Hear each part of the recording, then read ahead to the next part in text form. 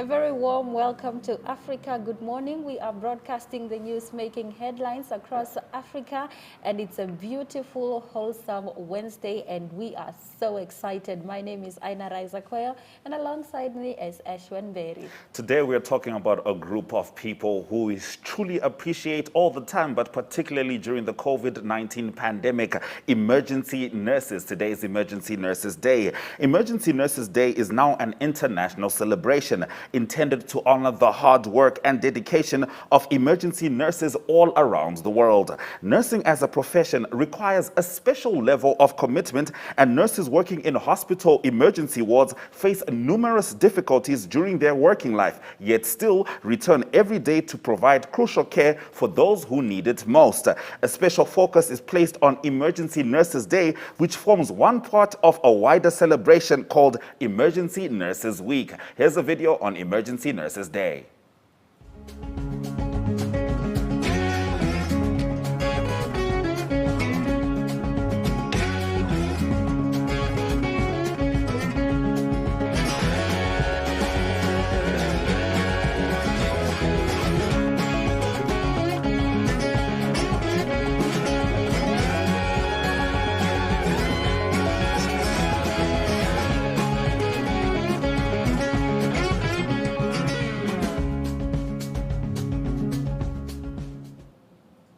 Welcome back to Africa. Good morning. In our top stories this morning, Ethiopian army starts a ground attack on rebellious Tigrayan forces. Ethiopia's national army launched a ground offensive against forces from the northern region of Tigray on Monday, the region's ruling Tigray People's Liberation Front said. TPLF spokesperson Getachew Reda told Reuters by phone that the army, alongside allied forces from the northern Amhara region, had launched the offensive to push Tigrayan forces out of Amhara on Monday morning. Asked if a ground offensive had been launched, Balen Soya, a spokesperson of the Ethiopian Prime Minister Abiy Ahmed, said the Ethiopian government had a responsibility to protect its citizens in all parts of the country from any acts of terrorism. Amhara and Tigray have a decade-long dispute over territory after Tigray enlarged its borders a quarter of a century ago to include fertile farmlands also claimed by the Amhara region. Eswatini deploys army to quell pro-democracy school protests. Soldiers and police have been deployed across schools in Eswatini, where for weeks now, students have been protesting to demand political reforms, according to pro-democracy groups. School students in Africa's last absolute monarchy, formerly known as Swaziland, have been boycotting classes and staging low-key protests for the last month. The Southern African country's army has been deployed to intimidate, but has not deterred the students. Lucky Lukele, spokesman for the pro-democracy Swaziland Solidarity Network, told the AFP news agency on Monday. Army spokeswoman Tengetile Kumalo confirmed the deployment, but said soldiers were not an enemy of the people. Duduzi Gina, general secretary of the Trade Union Congress of Eswatini, said the pupils are calling for political reforms. Having the army and cops deployed in the schools will worsen the situation in Eswatini, he warned. Mozambique's police kills leader of armed splinter group of main opposition party. Mozambique's police said on Monday that they had killed a commander of an armed wing of a breakaway faction of main opposition group Remano. The government claims that the armed group called Remano Military Junta is responsible for several attacks and killings of civilians, plundering of property, looting and arsons in the central part of the impoverished country in the last few years. Mariano Nyongo, a leader of the Romano military junta, was killed early in the morning in fighting between the defense and security forces and the insurgents in Sofala province, General Commander of Police Bernardino Rafael said. Around 03:30 local times, around 7:30 local time the FDS in patrol operations clashed with the military junta, which was being led by Nyongo, Rafael said. UN says 15 dead in attempted migrant voyage from Libya. The UN Refugee Agency said it had recovered the bodies of 15 migrants and 177 survivors from 2 Coast Guard boats returning to Libya, people who had sought to cross the Mediterranean. Attempted crossings from North Africa have surged this year, with more than 23,000 migrants or refugees reported as having been intercepted by the Libyan Coast Guard by September. Migrants and refugees in Libya face detention and abuse, and more than 5,000 were arrested in a crackdown during the past week. On Friday, guards killed at least 6 migrants in a detention center as overcrowding led to chaos. The UN Migration Agency IOM said the scores managed to flee the area before being detained again. Libya's government of national unity said it was dealing with a complex issue in the illegal migration file, as it represents a human tragedy in addition to the social, political, and legal consequences locally and internationally. Migrants in Libya fearful for angry after crackdown and killings. Hundreds of migrants and refugees waited outside a United Nations center in Tripoli on Sunday to seek help in escaping Libya after what aid groups called a violent crackdown in which thousands were arrested and several shot. The migrants says they have faced violent abuses and extortion in the country that had little peace for a decade, but has become a major transit point for people seeking to reach Europe in search for a better life. Many of the people waiting outside the UN center in Tripoli, some sleeping on the pavement, were wounded with bandages on their head, legs, and hands. Some walked only with crutches or help from their friends. Kenya and Somalia await key border ruling. Kenya is set to disregard the judgment of the International Court of Justice on the maritime border dispute between Kenya and Somalia due today at 1300 GMT. The 2 countries are both claiming a 160,000 square kilometer in the Indian Ocean thought to be rich in oil and gas. In 2009, the 2 countries signed a memorandum of understanding certified by the United Nations to negotiate their boundaries. In 2014, Somalia decided to settle the matter at the International Court of Justice at The Hague. In its application, Somalia said diplomatic negotiation had failed, and it was now asking the court to determine the precise geographical coordinates of the single maritime boundary in the Indian Ocean.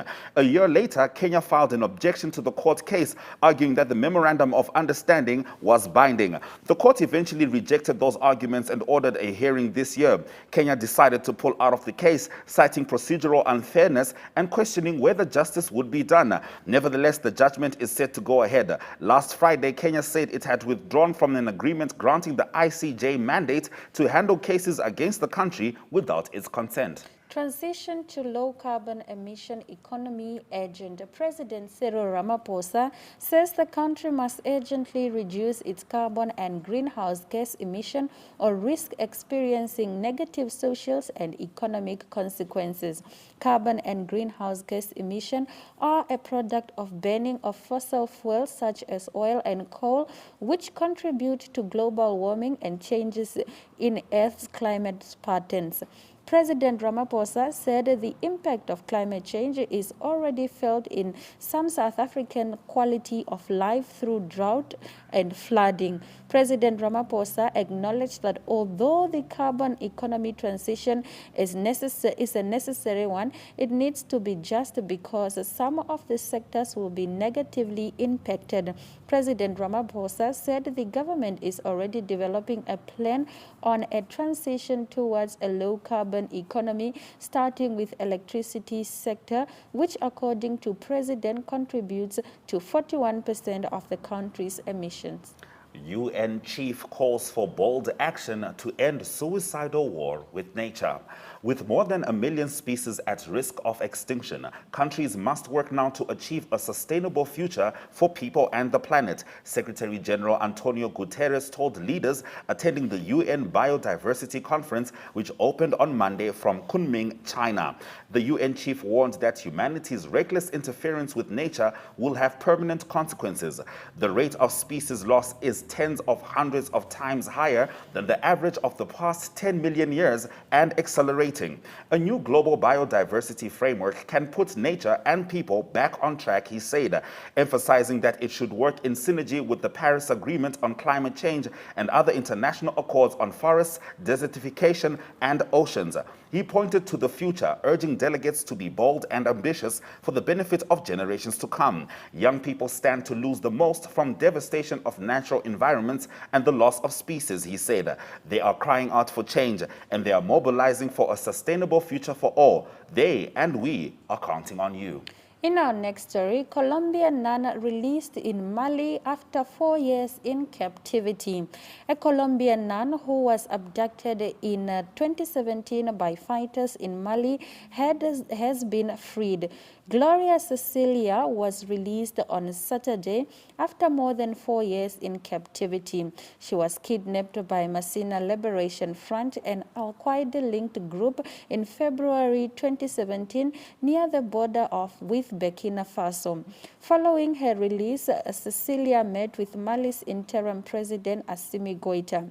The presidency of Mali salutes her courage and bravery of the nun. This liberation is the crowning achievement of 4 years and 8 months of combined effort by several intelligence services, the presidency said in a statement.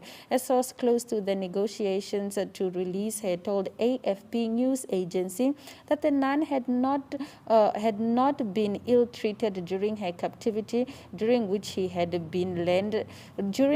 learned the Quran. In Colombia, National Police Director George Luis welcomed Cecilia, saying that today is very good news for Colombia, but also for the nation police for all the efforts they made over the years to secure a safe release for our compatriot, he said. 3 detained in Egypt after coronavirus vaccines found dumped. Egypt's public prosecution said on Sunday it had ordered the arrest of 3 people after thousands of unused COVID-19 vaccines were found dumped along a water channel. It said the vaccines had been allocated to the Health Directorate in the city of Minya, about 220 kilometers south of Cairo, where 18,400 vaccine packages with a value of more than 5 million Egyptian pounds were found to be missing. The vaccines that were dumped went missing after being given by an authorized pharmacist to the driver of a health ministry vehicle to deliver to the Minya Directorate, the prosecution said. Initial investigations held the pharmacist and an official at the Directorate's depot responsible for gross negligence, and they were ordered detained for investigations along with the driver after giving conflicting accounts, the statement said. Egypt is aiming to vaccinate 40 million of its population of more than 100 million by the end of the year. Music streamers tend to telcos to make Africa pay. Africa, with its internationally recognized musical talent and growing mobile phone use, is central to Swedish music streamer Spotify plans to extend its reach to 1 billion customers. As African artists such as Nigeria's Burna Boy and South Africa's Black Coffee are streamed across the world, the continent was seen as an obvious choice and is the home to more than a third of a company's 85 new markets. The problem is payment on the continent, where many people are likely to have a mobile phone than a bank account. That means Spotify's first task is to implement its plan announced in February to almost double its footprint is to win over the telecom companies that often equate to banks. Costs associated with opening bank accounts, the distance to financial institutions, and the difficulty in meeting know your customer requirements because of inadequate proof of address have added to the appeal of using phones to pay. By 2020, Sub-Saharan Africa had 548 million mobile money accounts, up to 12% from 2019, more than any other region in the world, mobile industry body GSM said. Madagascar prays for rain as UN warns of climate change famine. Climate change is battering the Indian Ocean island, and several UN agencies have warned in the past few months of a climate change famine there. Rainfall patterns in Madagascar are growing more erratic. They've been below average for nearly 6 years, said researchers at the University of California at Santa Barbara. The country produces less than 0.01% of global carbon dioxide emissions, the World Carbon Project says. 500,000 children are expected to be acutely malnourished in southern Madagascar, 110,000 severely so, the UN Children's Fund says, causing developmental delays, disease and death. The Malagasy government is also giving parcels of land to some families fleeing the worst hit areas. 200 families received land with chickens and goats, which are more drought resilient than cows. They were also encouraged to plant cassava, which is more drought resilient than maize. All right, that brings us to the end of our top stories. We have so much more for you after the break.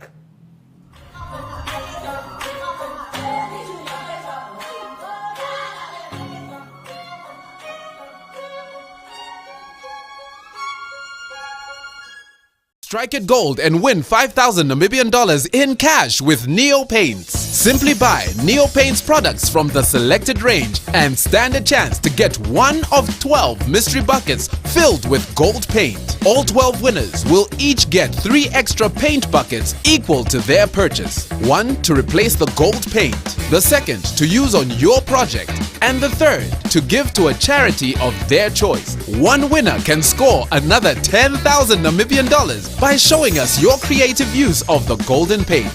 The best project wins the cash. Offer is valid from 27 September to 18 December at your favorite hardware store nationwide. Visit us at neopaints.com for more competition details and follow us on Facebook for weekly competition updates. Neo Paints, a coat of excellence.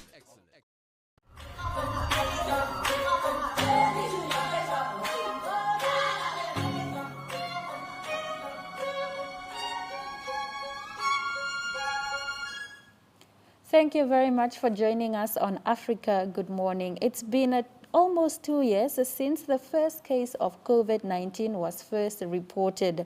Africa Good Morning spoke to Dr. Abdulwahab Al-Anesi, a COVID-19 vaccine rollout consultant for the World Health Organization in Namibia, about their role in the fight against COVID-19 pandemic, not only in Namibia, but in the rest of Africa as well. And here is that chat.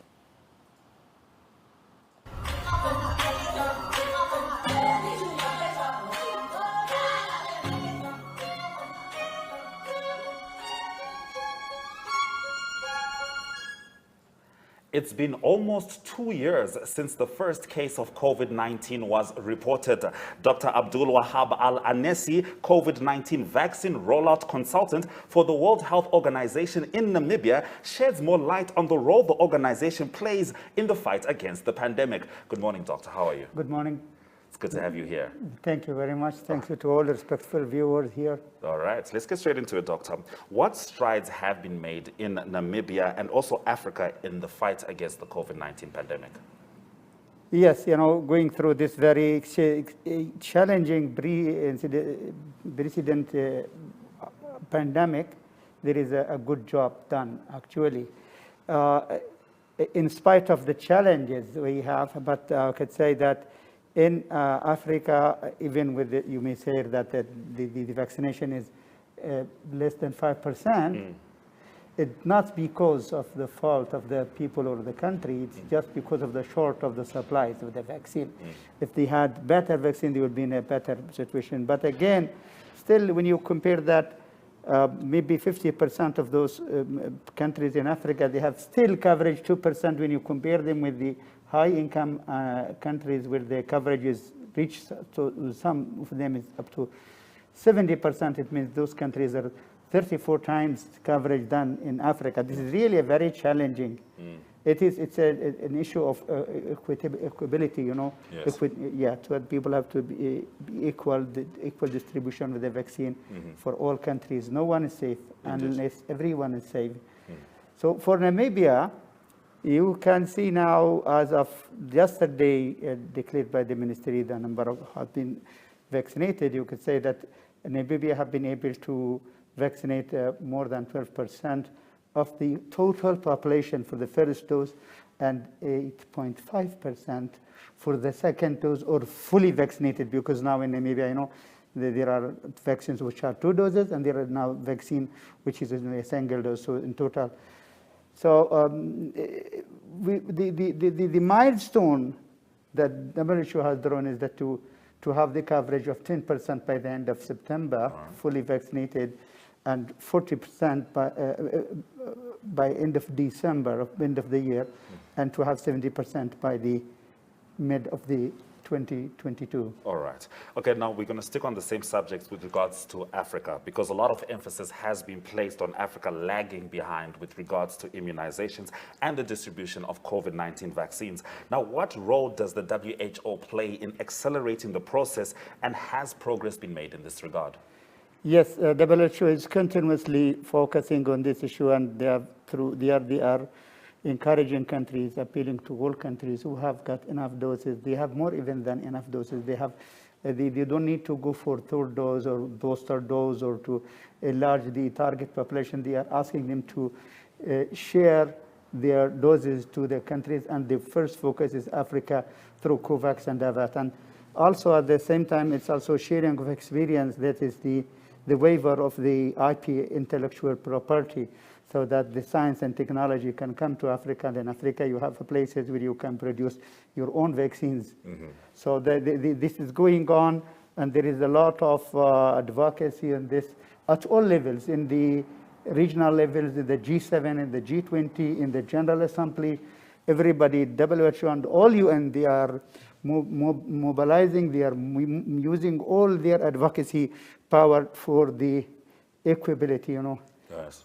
to have, if Africa able to achieve the milestone, which are now, just last week, the WHO has have announced the global vaccination strategy. All right. Yeah. Okay. Now, what is expected from governments as well as the WHO with regards to ending this pandemic?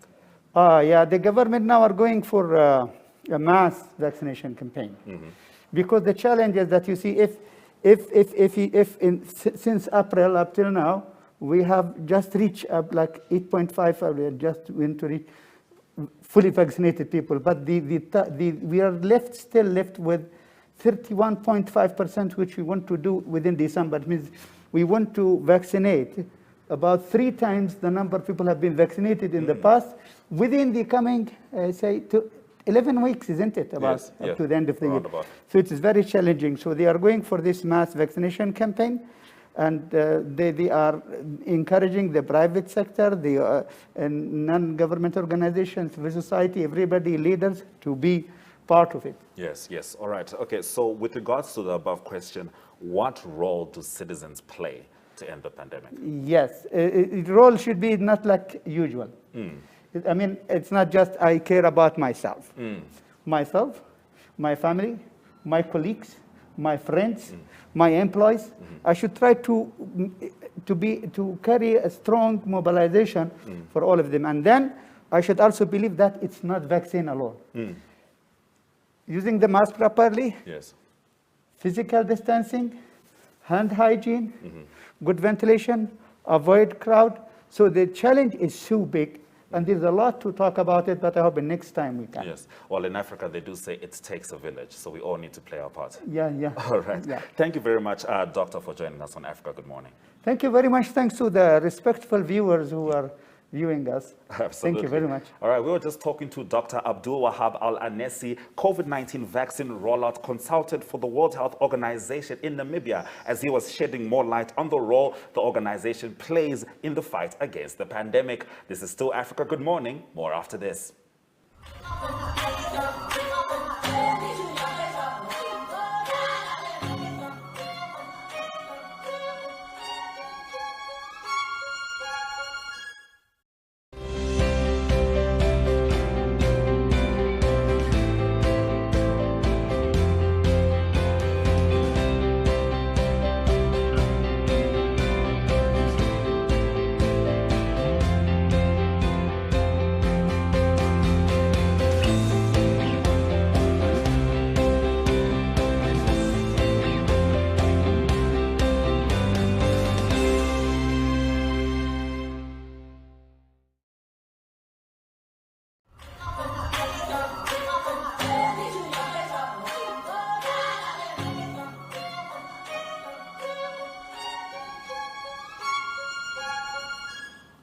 Welcome back to Africa. Good morning. Now it's time for us to take a trip to Zambia and have a chat with Mr. Mike Sichula about the happenings in the real Africa. Good morning, Mike. How are you?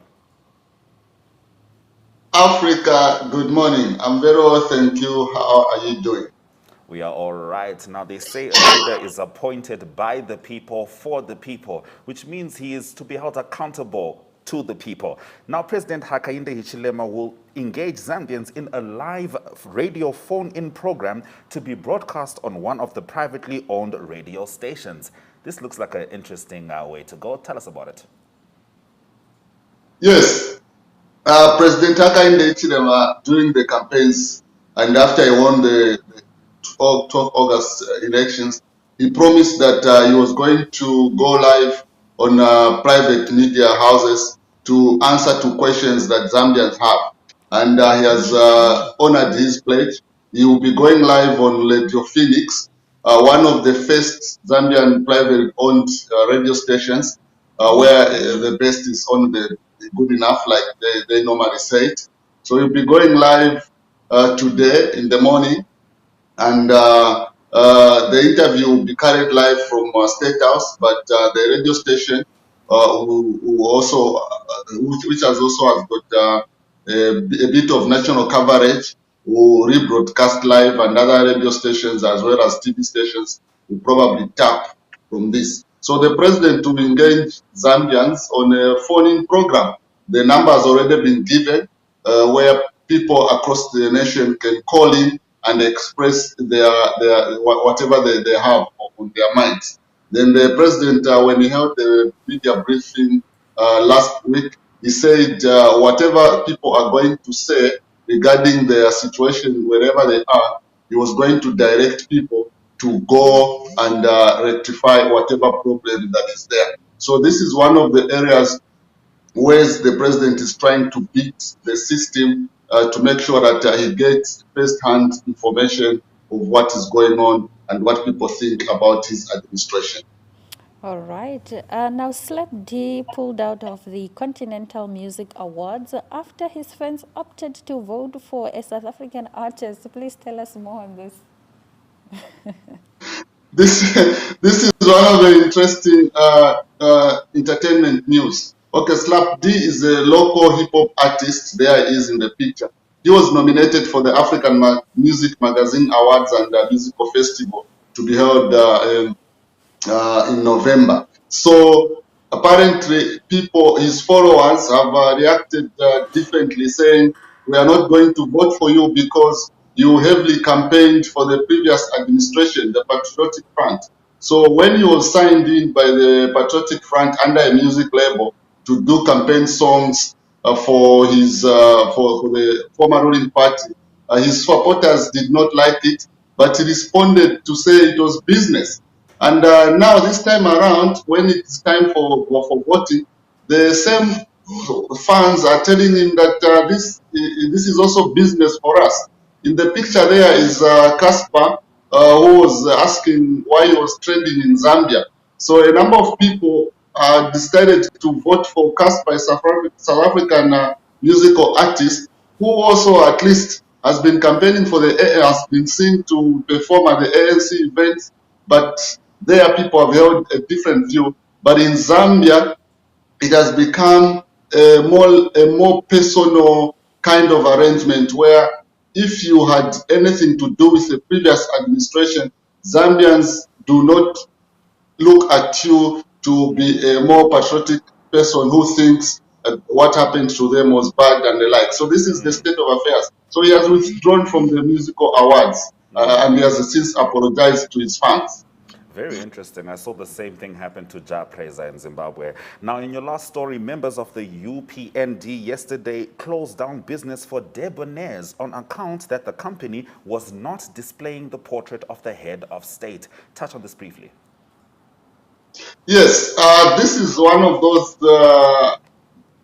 you don't expect something like that to happen. In Zambia, it is not a constitutional requirement for you to display the presidential portrait, but sometimes people take it like that. So this happened to Debonias, which is located in the southern part of Zambia, about 5 hours drive from Lusaka, and the business was closed down. But apparently, the franchise is owned by a member of the former ruling Patriotic Front. So there's always been some political connections to this Okay. story. I can see that. All right. Thank you very much, Mike, for bringing us the news from Zambia. All right. No, thank you very much, Africa. Good morning. All right. I love it when Mike brings the news from Zambia because he doesn't hold anything back. From entertainment to politics, he brings it all. And on Africa Good Morning, we have everything for you, including the weather forecast up next.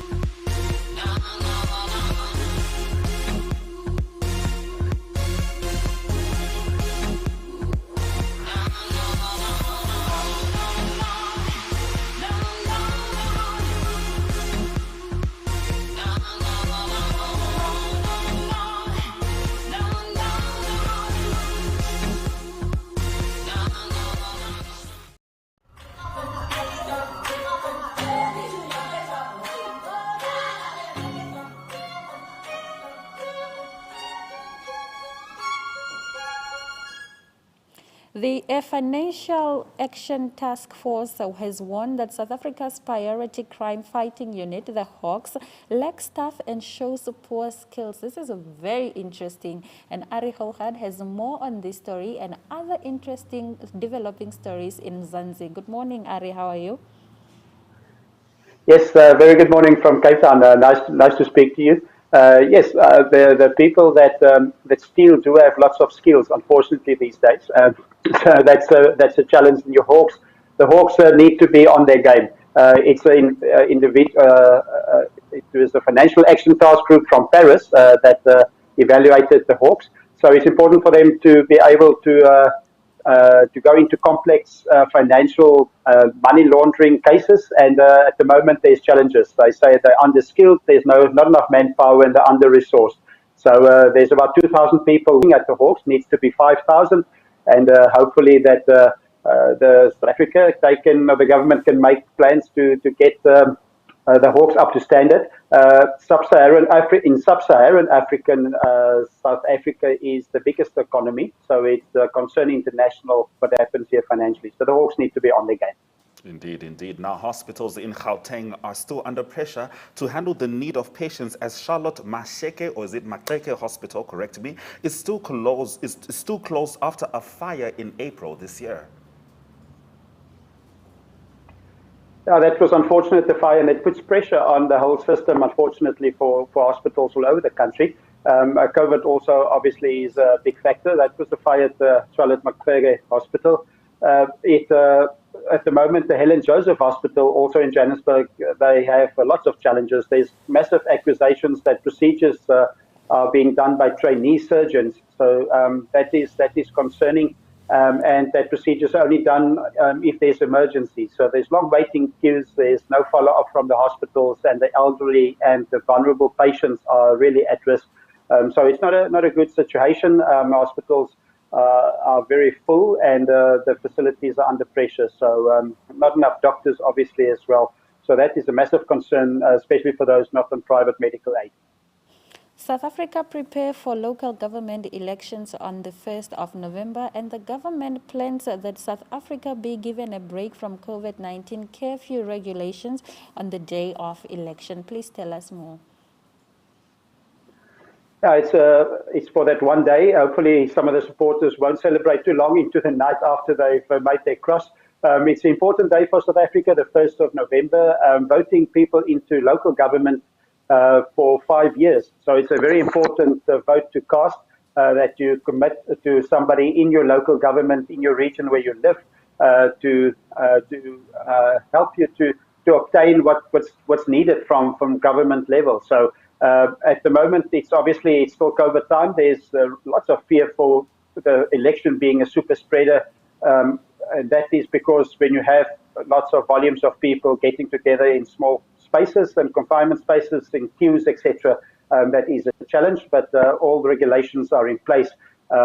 It's also the election number or the voting number was about 65% in the previous election. So the estimates are that it might be lower because of COVID.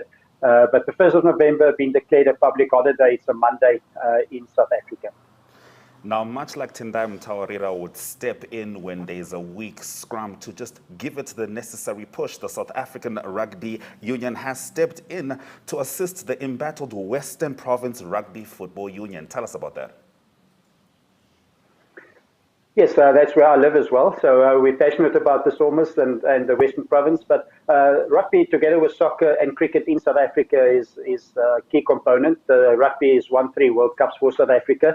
And the Western Province is one of the big unions in South Africa. So you don't want them to struggle. There's been accusations of infighting and bad management at Newlands or at Western Province. That's a Newlands Stadium. That's been sold a few times and then it's been cancelled. So that's been some of the accusations as well, that the management couldn't even make deals with strong profile companies like Remco and Investec. Western Province will play at that stadium, the Cape Town Stadium, lovely stadium right next to the waterfront in Cape Town. But the news is that South African Rugby took administrative management as from yesterday. So it's out of the hands of the Western Province people, Rian Oberrosa in charge. All right, in our feel-good story, sports fans could yesterday attend a professional sport game for the first time in many months, as 2,000 spectators were allowed to be at the World Cup soccer qualifying game between Bafana Bafana and Ethiopia in Johannesburg. Could you please touch on this briefly? Yes, it's a 65,000 seater, so 2,000 people can sit very far from each other, but it's a good start. All been fully vaccinated, and it's a start for people to go to stadiums again. March 2020 was the last time that South Africa had spectators at stadiums, full stadiums. That's the Minister Nathi and Mtweti, so they're making good strides. Obviously, COVID is a big reality still in South Africa, but it's a pilot project at the moment, so hopefully we will see more spectators as the year goes on. Well, with that much space in between the people, I would encourage the bringing back of the vuvuzela. Thank you very much, Ari, for bringing us the news from South Africa. Yes, big pleasure. Have a great day, everyone. We talk again next week, Wednesday. Bye-bye. All right, this is Still Africa Good Morning, bringing you the news as you need it. After the break, your economic news stories.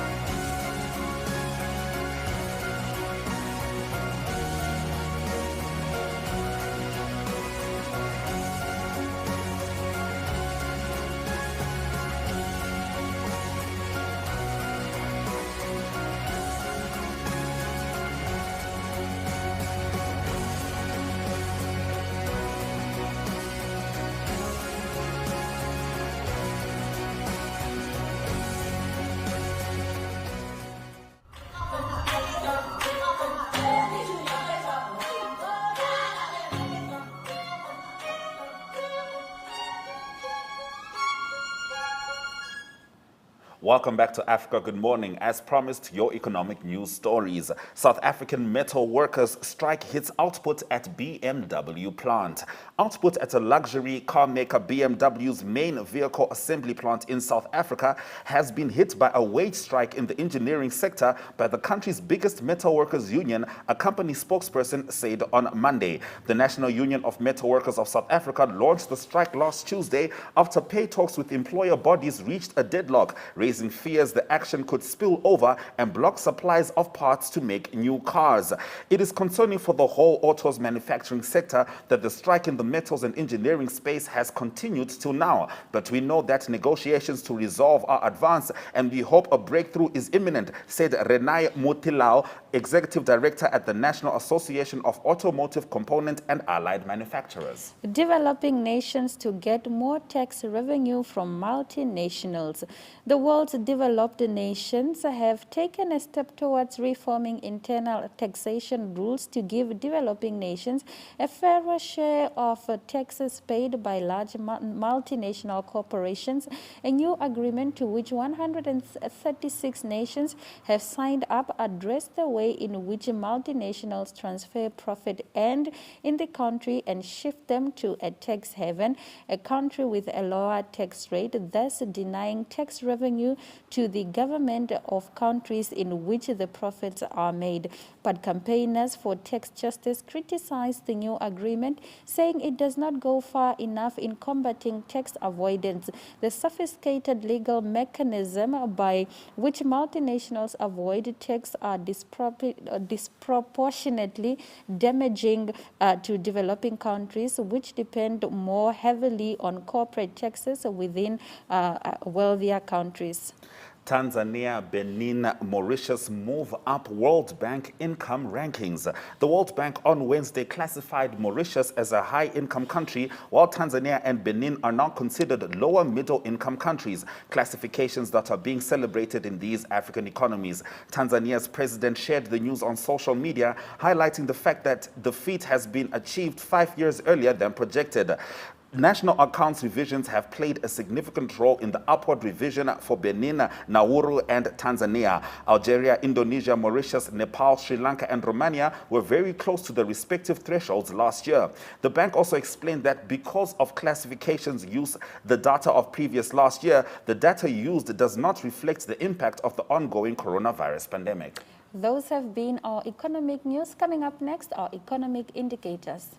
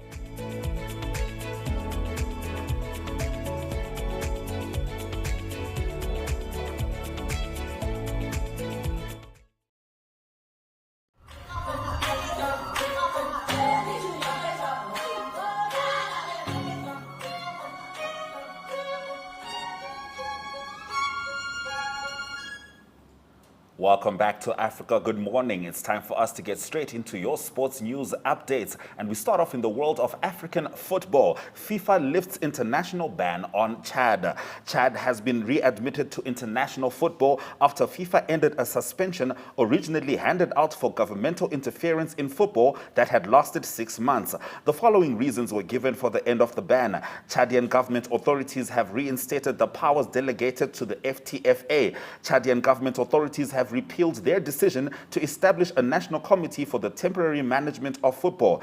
FTFA premises are once again under the control of President Mokhtar Mahmoud. After the government dissolved the FTFA, African football's body of CAF, disqualified Chad from the final 2 rounds of qualifying for January's Africa Cup of Nations. Chad missed no competitive matches since the team was knocked out of the 2022 World Cup qualifying in the first round in 2019. Blessing Okabare, Nigerian sprinter, charged with 3 anti-doping offenses. Nigerian sprinter Blessing Okabare has been charged with 3 offenses by the Athletics Integrity Unit. She was suspended during the Tokyo Olympics after testing positive for human growth hormone following an out-of-competition test on the 19th of July. The 32-year-old later tested positive for the banned substance, which increases red blood cell count. She has also been charged for not cooperating with the AIU's investigations. The AIU alleges Okabare failed to comply with formal requirements to produce relevant documents, records, and electronic storage devices to the investigation. British and Irish Lions form group to look into feasibility of women's team. The British and Irish Lions announced the formation of a steering group on Tuesday to look into the feasibility of establishing a women's Lions team. Former Lion Evans will chair the 13-member group, which will include administrators from professional rugby, such as Lions Managing Director Ben Calvelli and Sue Day, the Chief Operating and Financial Officer of the Rugby Football Union. We are excited to have put together such a stellar list of individuals who I know will add value to this project, Calvelli said in a statement. Financial viability, suitable opposition, and appropriate scheduling in women's rugby calendar will all need rigorous analysis, research, and careful consideration. The men's British and Irish Lions selects players from England, Scotland, Wales, and Ireland, and the test team tours every 4 years, rotating between Australia, New Zealand, and South Africa. Third world junior record in a week for SA Saids.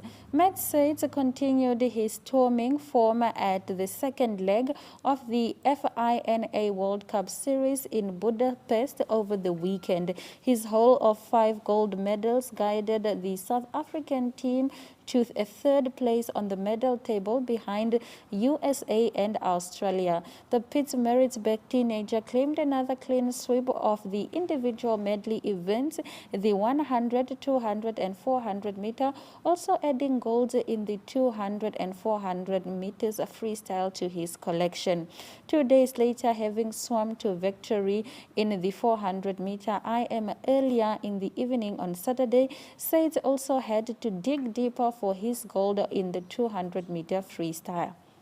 WADA revokes approval of Moscow anti-doping lab. The World Anti-Doping Agency announced on Saturday that its executive committee has revoked the approved status for the Russian National Anti-Doping Laboratory in Moscow to handle blood sample analysis. The lab can appeal the decision to the Court of Arbitration for Sport within 21 days of its receipt of the decision. Following last year's provisional suspension, the disciplinary committee was required to make a recommendation to the WADA Executive Committee regarding the lab status for blood work in athlete biological passports.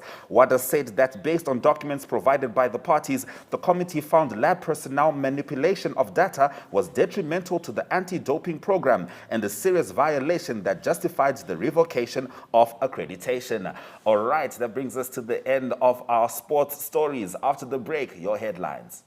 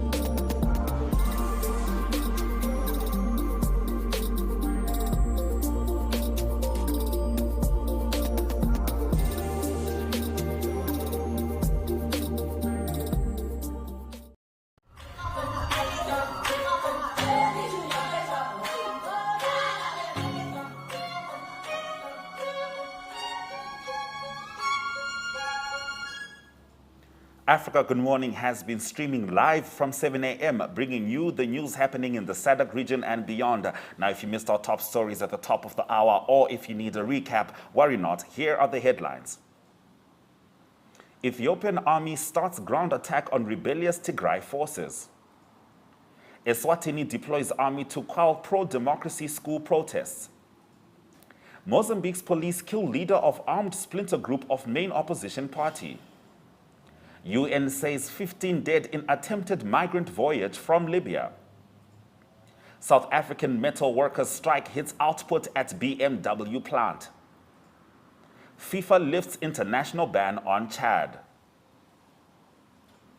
Those have been our stories. Thank you very much for joining us on this edition of Africa Good Morning. Please remember we do welcome your remarks regarding our show. You can email them to us. That is at agm_2centsworth@nmh.com.na. Alternatively, we are on Facebook and Twitter. It's at Africa Good Morning. We also have a website where you can check out all NMH's live content.